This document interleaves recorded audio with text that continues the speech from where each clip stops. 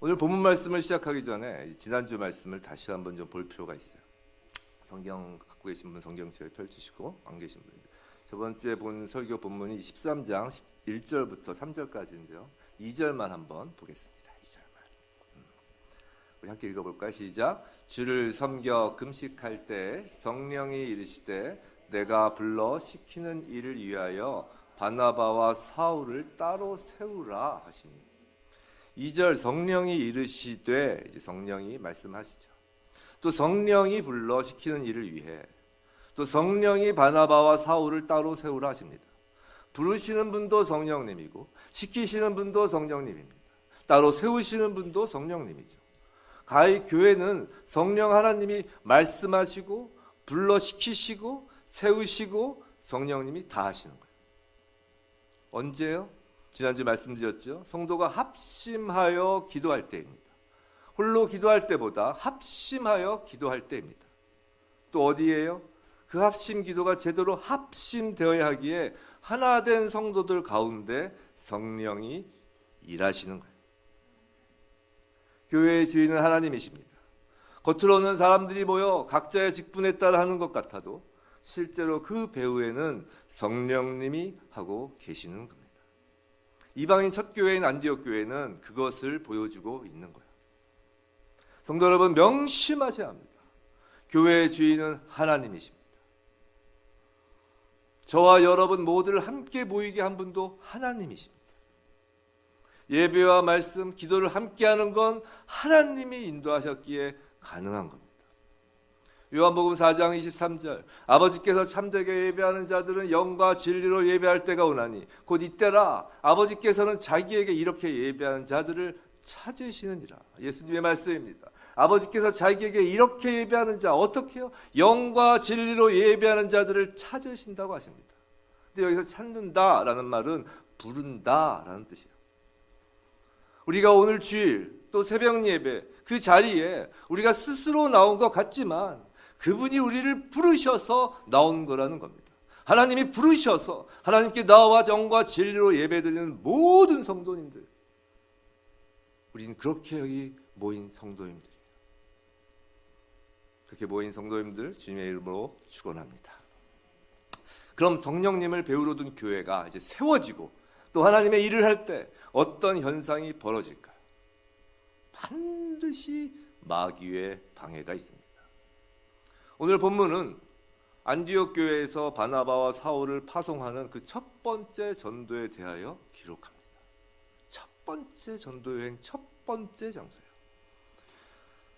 당연히 교회에게 맡겨진 사명이 전도요 선교임을 알려주시는 장면인 것은 틀림없습니다.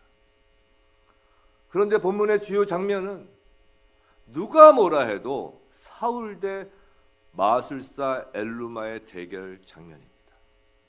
그렇죠? 그건 아무도 부인하지 못할 거예요.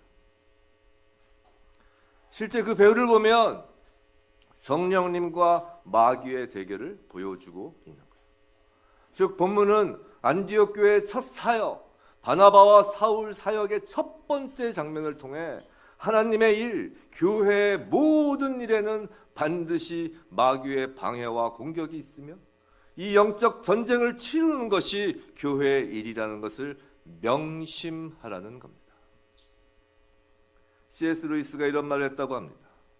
우리가 너무 귀신에게 관심을 갖는 것도 문제지만 더 큰 문제는 너무 귀신을 무시하다 못해 귀신을 인식조차 못하고 있는 것이 더 큰 문제이다라고 말했다고요. 로마서 강해에서도 말씀드렸죠. 어둠의 실체는 존재하는가? 반드시 존재한다는 겁니다. 예수님이 재림하실 때까지 한시적이지만 세상에서 왕노릇하고 있습니다. 사자처럼 으르렁거릴 뿐이지만 존재한다는 거예요. 특히 교회에겐 반드시 배후에서 교회를 주도하시는 성령 하나님이 계시지만 그 반대로 또한 육신의 눈으로는 보이지 않는다 하여도 하나님을 대적하기 위해 교회를 공격하는 사탄이 있다라는 거예요. 오늘 본문은 교회가 세워지고 하나님의 일을 하고 성장하는 데 있어서 그 뒤에 있는 두 배후 세력을 보여주는 겁니다. 먼저 시작은 성령님이십니다. 4절 말씀입니다. 다시 한번 읽어볼까요? 4절 말씀 띄워주세요. 예. 시작. 두 사람이 성령의 보내심을 받아 실루기아에 내려가 거기서 배 타고 구브로에 가서. 그래서 성령님의 보내심을 받아라고 합니다. 여기서 보내심이 보통 우리가 말하는 파송이란 단어라고 지난주에 말씀드렸죠. 근데 누가 파송하시나요? 본문 보면 아까 성령님이 보내셨어요. 교회에서의 각 직분자도 누가 세우시나요? 하나님이 세우십니다. 사람이 세우는 것이 아닙니다. 하물며 직분자 자신도 스스로를 세우지 못합니다. 오직 하나님이 부르시고 보내시며 세우시는 겁니다.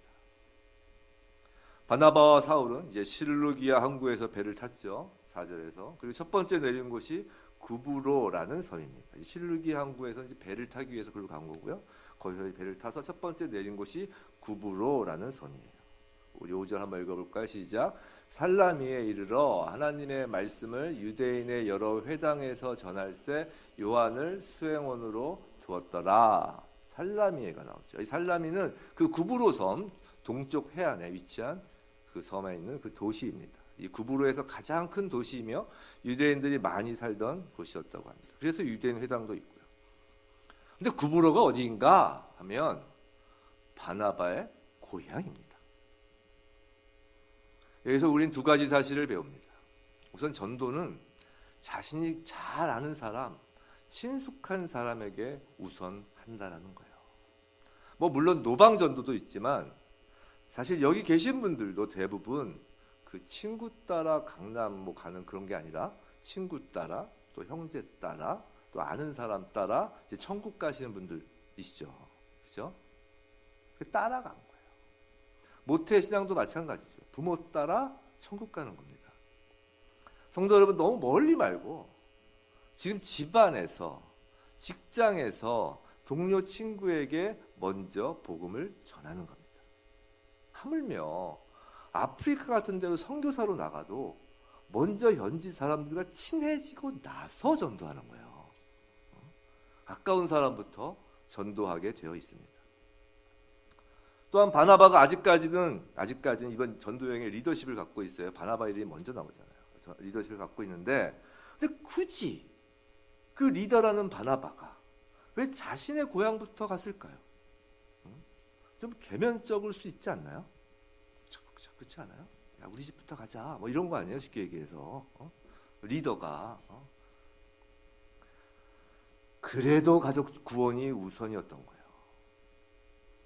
그래서 우선이라는 건 가족이 믿고 나서, 가족을 믿게 하고 나서 다른 사람에게 전도하라는 것이 아닙니다. 예수를 처음 믿고 하나님의 자녀로 인침을 받으면 이 좋은 소식을 누구에게 가장 먼저 전하고 싶을까요? 솔직히 여전히 믿지 않는 혈육이 있다면 얼마나 가슴이 미어 터집니까? 바나바가 선교단의 리더라 하여도 바나바는 고향의 복음을 전하는 마음이 간절하였고 그 간절한 마음이야말로 하나님이 주신 마음이라는 거예요. 생각해 보세요. 하나님도 노아를 방주에 태우실 때 혈육을 태우시잖아요. 그 생각해 보셨어요? 왜 그랬을까요? 그 의인이라 칭함받은 건 노아밖에 없었어요. 근데 그 의인도 하나님이 은혜를 주셨기에 의인이라고 했죠. 은혜 받은 건 노아밖에 없었어요. 근데 자녀, 며느리까지 다 태웁니다. 왜 그랬을까요? 한 가족도 놔두지 않으세요. 8명 가족 모두를 태워요. 의인이 아닌데. 왜요? 단순히 생육하고 번성하게 하기 위해서? 아니에요. 하나님의 마음만 먹으시면 다른 방법으로도 얼마든지 생육하고 번성할 수 있어요. 왜냐하면 노아한테 혼자 타라고 하면 노아가 타겠습니까? 여러분이 노아라면 혼자 노아의 방주에 타라고 하면 타겠냐고요. 세 아들 중에 한 명이라도 빠지면 노아가 타겠냐고요. 혈육을 놔두고 발걸음이 안 떨어지는 거죠. 그 마음이 예수 사랑받은 자에게 생기는 긍휼한 마음이고 믿지 않는 자들을 향한 안타까운 마음의 시작인 거라고요. 이방인의 사도로 세움받은 바울의 고백을 보실래요? 로마서 9장 3절이에요. 우리 함께 읽겠습니다. 시작. 나의 형제 곧 고륙의 친척을 위하여 내 자신이 저주를 받아 그리스도에게서 끊어질지라도 원하는 바로다. 자기 자신이 저주를 받아 그리스도에게서 끊어질지라도 형제, 고륙의 친척, 내 부모, 형제, 자매, 자녀들이 구원받기를 간절히 원하는 겁니다. 성도 여러분, 이 로마서 9장 방금 읽었던 3절 말씀이 그저 바울의 고백, 바울의 기도로만 멈추고 우리의 고백, 우리의 기도로 이어지지 않으면 우리의 형제, 친척, 배우자, 자녀들은 노아의 방주밖에 머무는 거예요. 이 바울의 기도가 저와 여러분의 간절함이 되어야 합니다. 가끔 그런 얘기들을 하십니다. 하나님의 때에 하나님이 알아서 해주시겠지 라며 가만히 있는 것은 우리가 아직 그리스도의 십자가 사랑을 제대로 경험하지 못하였기 때문이에요. 그 사랑을 경험한 그리스도인이라면 여전히 그 사랑밖에 있는 그 고륙을 보면서 창자가 끊어지는 애절함을 가지고 기도할 수밖에 없는 겁니다. 여전히 마귀에게 붙잡힌 배우자, 부모, 형제를 보고 하나님께 간절히 기도하지 않는 건 직무유기 중에 가장 큰 직무유기라고요. 바나바도 진정 그리스도의 사랑을 받은 자이기에 간절히 기도하고 자신의 고향인 구브로에 찾아가는 겁니다. 찾아가는 겁니다. 듣든지 안 듣든지 피하든지 안 피하든지 욕을 한다 하여도 일단 찾아가는 거예요. 전도하는 겁니다. 행함 없는 사랑은 구호에 불과해요. 찾아가야 하는 거라고요. 부디 하나님이 사랑하시는 성도님들 모두 간절히 기도하여 성령의 도우심을 구하며 배우자, 부모, 형제에게 찾아가 참 기쁜 소식, 우리 복음을 전하는 하나님의 귀한 자녀로서의 직무를 감당하길 주님의 이름으로 기도합니다. 자, 바나바와 사울은 이제 구브로를 떠나 바보라는 지역에 이릅니다. 이름이 참 바보 같죠? 바보라는 지역에 떠나요. 6절입니다. 우리 함께 읽어볼까요? 시작. 온성 가운데로 지나서 바보에 이르러 바예스라 하는 유대인 거짓 선지자인 마술사를 만나니. 자, 바보에 왔는데, 자꾸 바보 하니까 이상하네. 바보에 왔는데, 자, 본문은 그것 총독을 먼저 소개하지 않아요? 그렇죠? 지금 방금 읽은 6절에서 나온 건 총독이 먼저 나오지 않았어요. 바예스라는 마술사를 먼저 소개합니다. 오늘 등장인물의 포커스는 총독이 아니라는 거예요. 이 마술사인 겁니다. 바예수는 예수의 아들이라는 뜻이에요. 벌써 2단, 3단 냄새가 팔팔팔 나죠. 우리나라에 재림 예수가 우리나라에 한 30명 있다고 그러나 40명 뭐 있다고 그래요. 여기저기 있어요. 우리나라에도 지금 재림 예수가 2단, 3단 냄새가 납니다. 마술사라고 합니다. 쉽게 말해서 남자니까 박수무당이에요. 우리나라 말로 하면. 근데 칼춤을 추는 그런 수준이 아니에요. 매우 인텔리한 수준입니다. 7절, 8절이에요. 우리 함께 읽어볼까요? 시작. 그가 총독 서기오 바울과 함께 있으니 서기오 바울은 지혜 있는 사람이라 바나바와 사울을 불러 하나님의 말씀을 듣고자 하더라. 이 마술사 엘루마는 이 이름을 번역하면 마술사라 그들을 대적하여 총독으로 믿지 못하게 힘쓰니라고 합니다. 7절에서 방금 그 마술사는 총독 서기오 바울과 함께 있으니, 총독의 이름이 서기오 바울이에요. 이 바울이 그 바울이 아닙니다. 우리가 아는 총독이 지금 바보의 총독 이름이 그 바울이에요. 무슨 얘기 하겠죠? 서기오 바울과 함께 있으니, 서기오 바울 함께 있으니라고 해요. 이제 함께 있으니 이 말은 뭐냐면 지금 이 마술사가 총독의 측근이라는 거예요. 막 옆에서 막 칼춤 추는 그런 무당이라기보다 측근이라는 거예요. 즉 마술사는 상당한 식견을 가진 자로서 고위 정책, 국가의 운영에 간섭하는 중요한 지위의 인물이었던 겁니다. 고위직으로 당연히 부와 명예를 누리던 자였던 거죠. 근데 마술사가 지금 무엇을 위해 힘쓰나요? 서기오 바울이 하나님 말씀을 듣고자 하니까 이를 방해하고 총독으로 하여금 믿지 못하게 힘쓴다라고 해요. 자, 그럼 마술사를 왜 방해했을까요? 그건 당연히 측근 자리가 빼앗길 것 같아서 방해한 거예요. 그죠? 어렵게 생각할 거 없다고요. 소위 돈과 명예를 지키려고 한 겁니다. 보통 돈과 명예를 쫓으면 그 뒤에 마귀가 있는 거예요. 예수님한테도 떡, 즉 돈, 높은 곳, 즉 명예, 그런 걸로 시험하잖아요, 사탄이. 그런 이유로 마술사는 이제 바나바와 사울을 대적하는 겁니다. 그러나 사실 그 배후에는 하나님의 일을 방해하려는 마귀가 있는 거예요. 성도 여러분, 이 장면은 교회에게 또 그리스도인에게 중요한 영적 분별의 기준을 제공하고 있습니다. 자, 세상에 이런저런 많은 일, 또 이런저런 많은 현상이 벌어지지만 확실하게 배후에 사탄 마귀가 있는 것인지 여부를 알 수 있는 방법이 있다라는 거예요. 이런저런 원인과 여러 이유, 동기들을 갖다 대어도 그 나타나는 결과가 하나님 말씀을 듣고자 하는 것, 하나님 말씀이 선포되고 전하여지는 것을 방해하는 것, 복음을 믿고자 하는 것을 방해하는 것, 그런 모습 결과를 보인다면 그 배후엔 사탄 마귀가 있다는 거예요. 이상하게 교회만 가려고 하면 분주하고 여러 할 일이 생깁니다. 이상하게 말씀을 읽고 묵상하려고 하면 갑자기 전화가 계속 와요. 이상하게 전도하려고 작심을 하고 약속을 하면 갑자기 급한 일이 생겼다고 약속을 미루지 합니다. 이상하게. 근데 이상한 게 아니라는 거예요. 배후가 있다는 겁니다. 그럼 외부적인 방해만 있나요? 아니에요. 사탄은 사실 외부보다 내면을 공격합니다.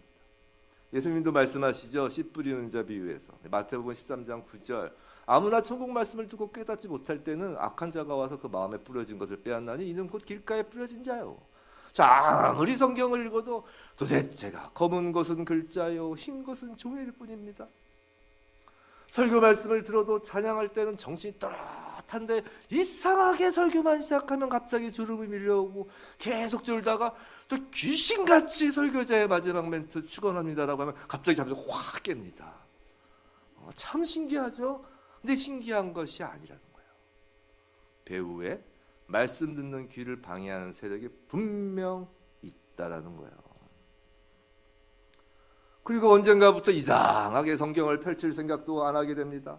성경을 하루는커녕 일주일, 요새는 주일에도 성경을 안 가지고 오시는 분들이 많죠. 1년 몇 년이 가도 성경책은 이미 여러 책 중 하나로 꼽혀 있을 뿐이에요. 마귀가 방해하는 거예요. 설교 말씀을 위해 정말 여러분 기도해 주셔야 합니다. 물론 저도 기도하지만 합심 기도가 중요하다니까요. 말씀 준비는 상상 이상의 영적 공격이 있습니다. 궁금하시면 목사하시면 됩니다. 정말 궁금하시면. 또 예배 순서를 마치신 분들 봉사자, 사역자, 영적 공격 분명히 있습니다. 봉사하다 보면 싸우고, 봉사하다 보면 갈등 생기고, 아무것도 아닌 일로 막 짜증내고, 막 그런 일이 벌어져요, 정말. 근데 이건 정말 모두가 궁금하셔야 합니다. 이건 해보시기 바랍니다. 모든 성도를 함께 사역하는 거예요. 또 복음을 믿고자 하는 것을 방해한다고 했죠. 우리 새벽에 로마서 설교에서 말씀드린 것처럼 믿고자 하는 것, 믿음은 선물이라고 하였습니다. 감리교 창시자 웨슬리가 매우 적절하게 말했다고 말씀을 드렸죠. 그 웨슬리가 말하기를 믿음은 우리 안에서 역사하시는 하나님의 행위이다. 다시요. 믿음은 우리 안에서 역사하시는 하나님의 행위이다 라고 했어요. 너무 적절하게 표현한 것 같죠. 자, 하나님이 하신 일이에요. 하나님의 일이니까 당연히 사탄 마귀는 방해하는 겁니다. 당연한 거예요. 아무리 교회 가자고 해도 안 따라 나서는 배우자, 부모, 형제, 친구, 그 사람들 탓하는 것은 매우 어리석은 거예요. 믿음을 갖지 못하게, 말씀을 듣지 못하게 하는 배우가 있다니까요. 사람 탓을 하기보다 그 배우에 있는 실체를 공격해야 하는 겁니다. 이건 개인적인 영역뿐만이 아니라 사회, 국가 전체 공동체에서도 그 원리는 똑같습니다. 전교인 새벽 예배에서 로마서 강해를 하고 있죠. 얼마 전 로마서 1장에서 정교인 새벽 예배 우리 다들 온라인으로 들으실 거라고 믿습니다. 한 분도 안 빼고 오프라인으로도 오시는 분 계시지만 온라인으로 다 드리겠습니다. 정교인 새벽 예배요. 그 로마서 1장에서 그 불경건과 그 불의에 대한 설교를 하면서 기록된 하나님의 말씀이 있습니다. 아예 띄우겠습니다. 한번 같이 읽어봐요. 로마서 1장 26절 27절. 힘들더라도 한번 함께 읽겠습니다. 시작. 이 때문에 하나님께서 그들을 부끄러운 욕심에 내버려 두셨으니 곧 그들의 여자들도 순리대로 쓸 것을 바꾸어 영리로 쓰며 그와 같이 남자들도 순리대로 여자 쓰기를 버리고 서로 향하여 음욕이 부릴 듯하며 남자가 남자와 더불어 부끄러운 일을 행하여 그들의 그릇 때문에 상당한 보응을 그들 자신이 받았느니라. 하나님의 진노라는 제목으로 설교할 때 나왔던 본문 중에 하나예요. 동성애는 하나님이 명확하게 죄라고 말씀하십니다. 근데 만일 동성애를 죄라고 말하면 처벌을 받도록 하는 법을 만들면 그런 설교를 하는 순간 전 범법자가 되고 처벌을 받는 거예요. 근데 왜 그런 법을 만드나요? 동성애자의 인권을 위해서? 라고 주장하지만 그 배후에는 하나님 말씀을 방해하다 못해 아예 원천 봉쇄하려는 공중권세 잡은 자 사탄이 있는 거예요. 이제 곧 우리나라에 그런 법을 만들려고 합니다. 우리가 사는데 정신없어서 남의 일이라 관심 없어서 마음이 여려서 여러분이 가지고 있는 성경에서 그 부분과 관련된 것을 오히려 내야 하는 거예요. 성경을 찢으셔야 하는 겁니다. 하나님의 말씀을 도려내야 하는데 그것보다 중요한 일이 어디 있나요? 그리스도인에게. 그럼 우리 보고 어쩌라고요? 우리가 하나님을 대적하는 사탄 마귀에 대하여 뭘 어떻게 하라고요? 라고 물어보시죠. 그런데 교회의 배후에서 주도권을 누가 갖고 일하시나요? 성령님이 하신다 했습니다. 사탄 마귀를 몰아내는 일은 사람이 사람의 능력으로 사람의 이성과 지성으로 하는 것이 아닙니다. 9절에서 명확히 말씀하고 있죠. 9절 바울이라고 하는 사울이 성령이 충만하여 그를 주목하여. 먼저 이 9절에서 하나 살펴볼 것은 이 사도행전 기록자인 누가는 이제 사울의 이름을 더 이상 사울로 쓰지 않고 바울로 기록하기 시작하는 거예요. 다시 9절 한번 띄워줘 보실래요? 9절 띄워줄 수 있으면 띄워주시면 감사하겠습니다. 네, 보세요. 바울이라고 하는 사울이 이제 바뀌는 거예요. 여기서 잠깐 신앙생활 오래 하신 분들 가운데 잘못 오해하고 계신 부분이 있어서 바로 잡고 갑니다. 이게 예수 믿기 전에는 사울, 회심 후에는 바울, 뭐 이렇게 예수님이 다메섹 도상에서 이름을 바꾸셨다거나 아니면 오늘 이 사건 이후에 하나님이 사울에서 바울로 이름을 바꾸어 주신 것이 아니에요. 이 오해가 있으시면 아셔야 되는 게 성경을 너무 막 그냥 자기적으로 해석하는 것도 조금 무리가 있는 거예요. 그 당시 많은 유대인들은 이 히브리식 이름과 헬라식 이름 둘 다를 가지고 있었습니다. 그래서 히브리식 이름이 사울이고 헬라식 이름이 바울인 거예요. 난지 8일 만에 할례 받을 때 히브리식 이름, 그 다음 날에 헬라식 이름을 지어주는 거예요. 바뀐 것이 아니라 원래 가지고 있던 이름이라는 거죠. 다만 여기서부터 이제 바울이라고 기록한 것은 이제부터 이방인 선교의 리더가 바뀌어요.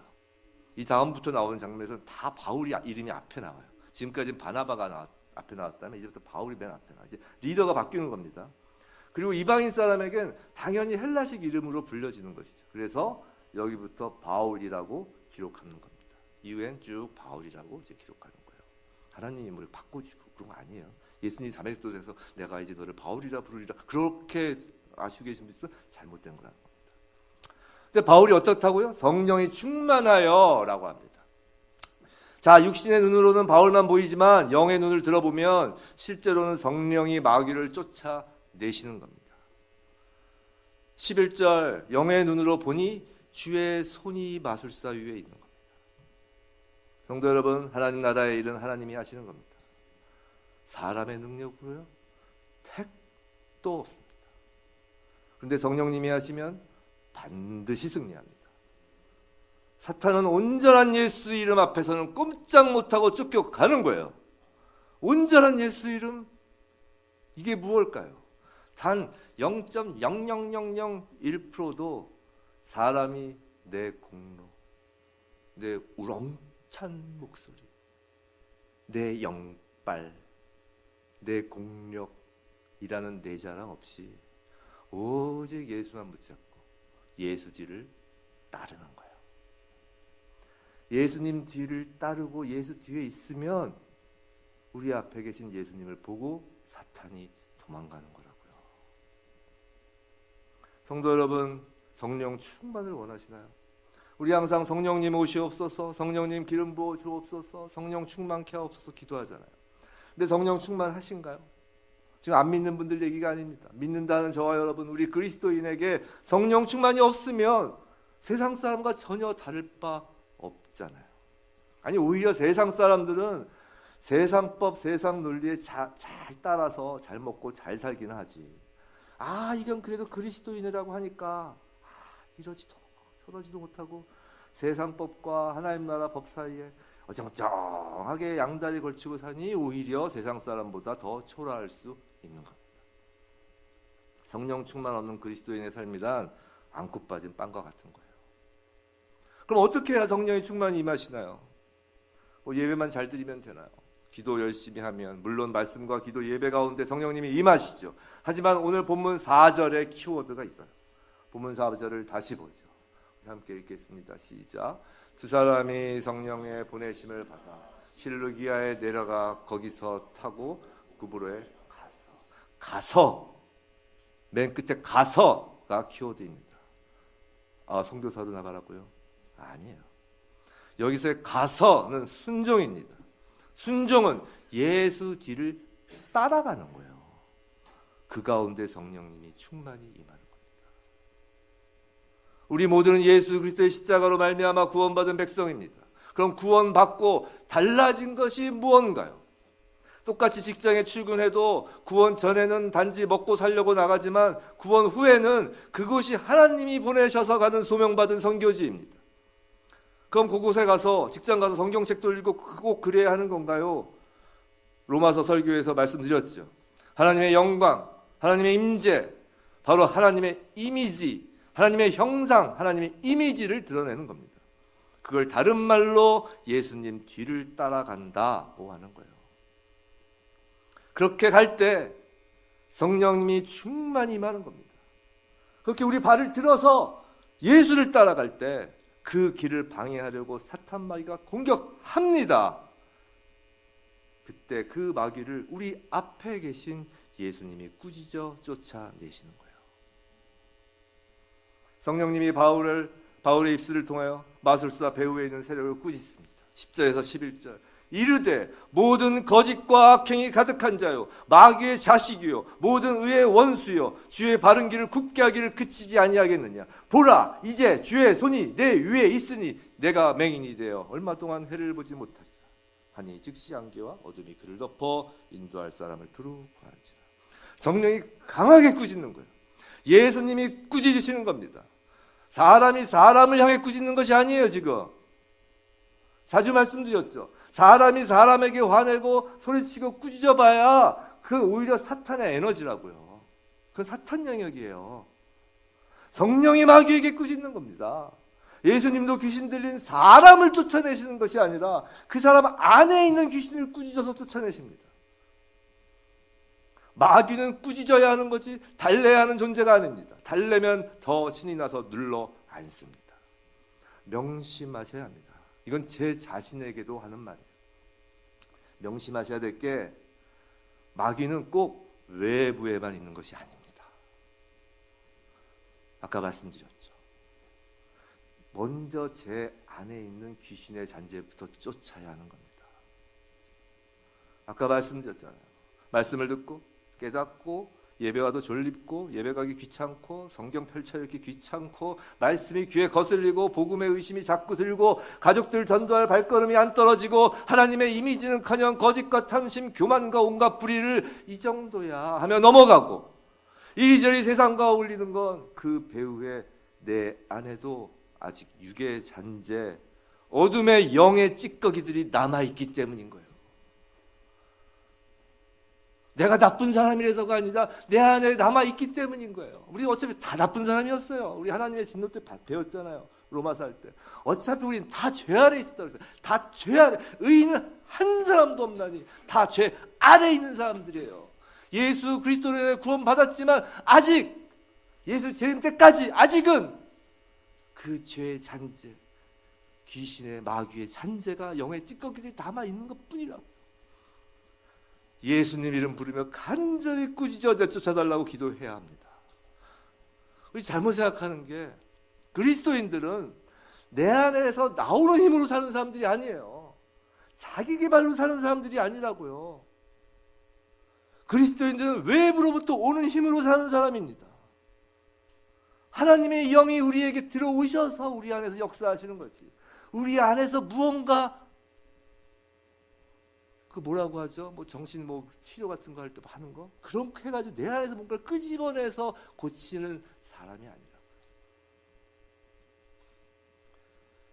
개인뿐 아니라 교회는 더욱 영적 전쟁이 치열한 것입니다. 사탄은 필사적으로 교회를 무너뜨려야 합니다. 중국처럼, 중국 그 사진 보신 적 있어요? 교회 건물을 그냥 한 번에 붕괴시켜 버리잖아요. 그 교회 건물을 파괴하기도 하지만 진짜 공격은 성도를 타락시킵니다. 특히 목사에겐 화력을 집중합니다. 지난주 말씀드렸죠. 합심하여 기도해야 합니다. 교회와 우리 성도 서로를 위해 그리고 목사를 위해 기도해 주셔야 합니다. 마귀는 누가 물리치신다고요? 성령님이 하십니다.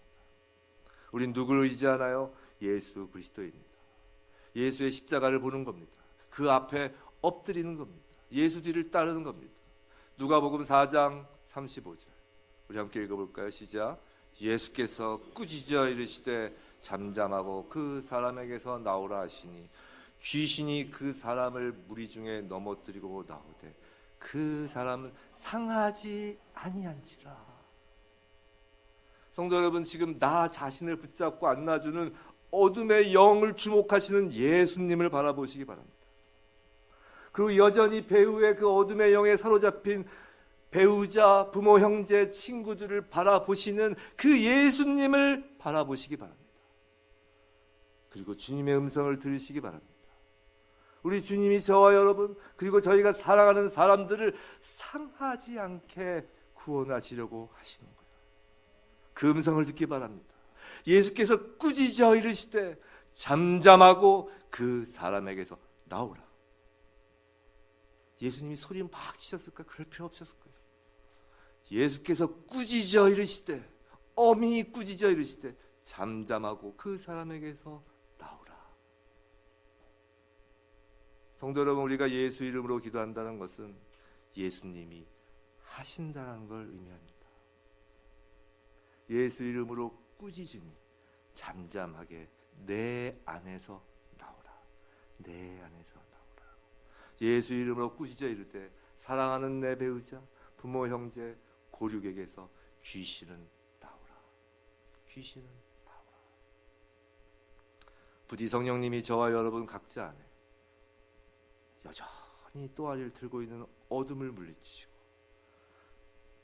저희를 안 믿는 가족에게 가게 하시고 직장과 가정, 세상에 보내실 때 예수 뒤를 따르기로 아멘 하고 나아가는 저와 여러분이길 주님의 이름으로 축원합니다.